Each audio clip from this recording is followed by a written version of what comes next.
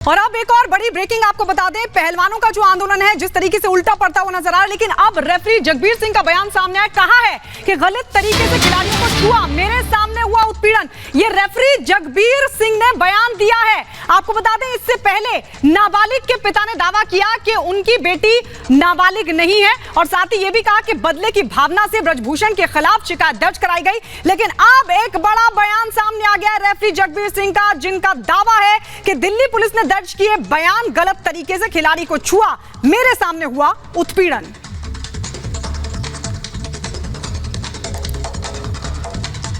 छेड़खानी के आरोपों पर दिल्ली पुलिस इस पूरे मामले की जांच कर रही है। हमारे साथ वो गवाह मौजूद है जिनसे दिल्ली पुलिस ने भी पूछताछ की और जो जांच रिपोर्ट दिल्ली पुलिस सबमिट करेगी उसमें इनके भी स्टेटमेंट को दर्ज किया जा सकता है। जगबीर जी हमारे साथ मौजूद हैं जो कि खुद रेफरी रहे हैं।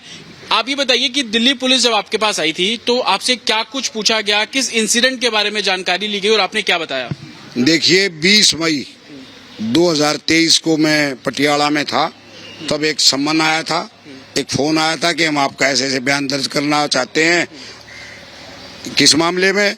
कि आपका ये मामला है, आप इसमें कहीं पे रेफरी गए थे और वहाँ का एक मामला है। ठीक है, आ जाइए। तो 20 तारीख को जब वो पटियाला गए तो उन्होंने एक फोटो दिखाया था मुझे कि आप इस में थे और आपने क्या देखा। तो मैंने बता दिया उनको, जो एक्सीडेंट वहाँ पर हुआ था वो मैंने बता दिया कि 25 मार्च 2022 को सीनियर एशिया चैंपियनशिप के लिए ट्रायल थी और उसके बाद जब ट्रायल खत्म हो जाती है, जो बच्चे सेलेक्ट हुए उनका और जो अतिथिगण होते हैं वहाँ पे उनका एक ग्रुप फोटो होता है। तो वो ग्रुप फोटो जब हुआ तो एक खिलाड़ी जो अपने वजन में उस दिन पर प्रथम स्थान प्राप्त किया था वो ब्रजभूषण के प्रेसिडेंट के पास और जो उस समय चीफ कोच था उसके पास खड़ी थी। लेकिन थोड़ी देर बाद वो बच्ची छटपटाई, वहाँ से लड़की छटपटाई और वहाँ से उठ के आगे आई।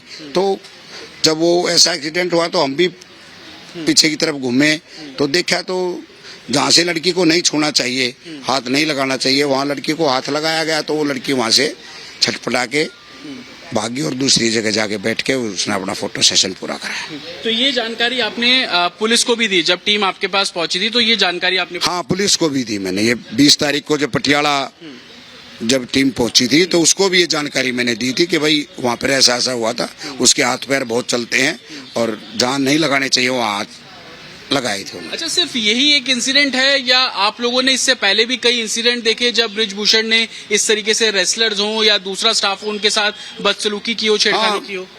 हाँ, कई सारे एक्सीडेंट हैं ऐसे। उसमें एक विदेश का भी एक्सीडेंट है।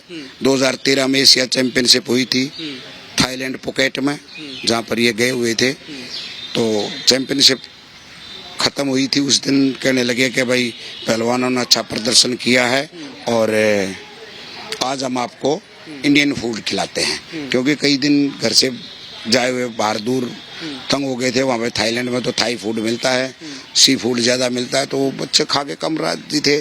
तो बोले आज आपके लिए इंडियन फूड की व्यवस्था करते हैं। तो इंडियन फूड की व्यवस्था की गई। जब सारे ऑफिशियल और खिलाड़ी सब कोचिज जब डिनर कर रहे थे तो ब्रजभूषण और उसकी पूरी टीम फुल नशे में थी और बच्चियों को जहाँ से नहीं छूना चाहिए वहाँ से छू के आप बहुत अच्छी हैं, आप बहुत अच्छे लड़े, आपका शरीर बहुत अच्छा है। तो इस तरह के कमेंट्स करके जो हमने बहुत बुरा लगा। सवाल ये भी खड़ा होता है कि रेसलर्स के साथ जब ये हो रहा था, महिलाओं के साथ हो रहा था, स्टाफ के साथ हो रहा था, तो कोई पुलिस के पास क्यों नहीं गया? क्या वजह है कि किसी ने पुलिस को कंप्लेंट ही नहीं की, फेडरेशन को कंप्लेंट नहीं की? देखिए, फेडरेशन तो ये खुद था, फेडरेशन को तो कंप्लेंट कहाँ करे जब मालिक की खुद, जब हमारे यहाँ पे कहावत है जब बाड़ी खेत को खाने लग जाए तो कहें किससे, जो घर का मालिक की चोरी करने लग जाए तो कंप्लेंट किसको करेंगे। तो बच्चों को इतना ज्ञान नहीं था और न कभी पुलिस ने न कभी किसी अधिकारी ने ये पूछा कि भाई आप के साथ क्या क्या कुछ घटित हो रहा है, कुछ ऐसा बताएं।